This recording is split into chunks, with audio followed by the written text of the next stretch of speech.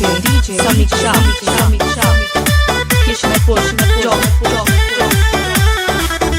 Samastipur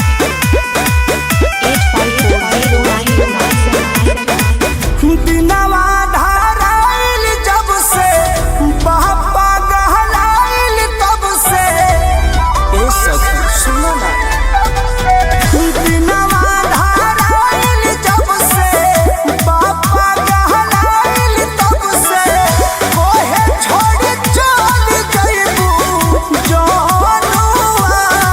हमरा मोहनी धके रोवा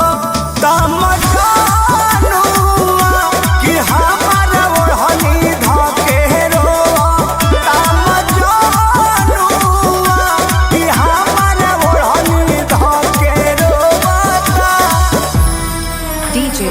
Samiksha Kishnapur Samastipur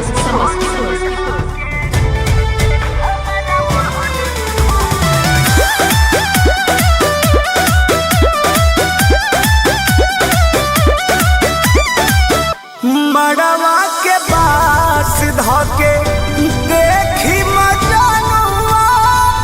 भसुर जब दहाना चढ़ाई सखिया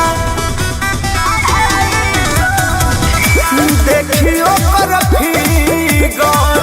कापे लगी जीगर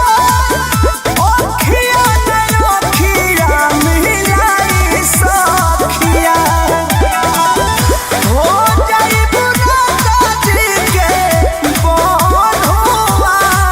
हमरा ओढ़नी धके रोआ तब जनुआ कि हमरा ओढ़नी धके रोआ तब जनुआ कि हमरा ओढ़नी धके रोआ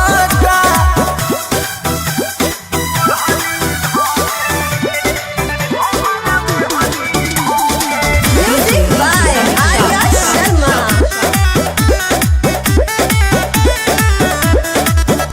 कृष्णा में भारती के होता पछता कहतार दिल ना लगैले रहती जागो फजा पर मध के बोध नहीं थे डीजे चौहान हो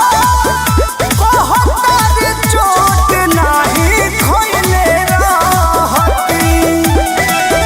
लहरा लगवलस सखी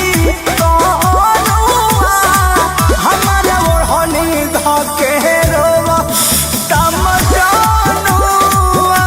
कि हमरा ओढ़नी धके रोवा तम जनुआ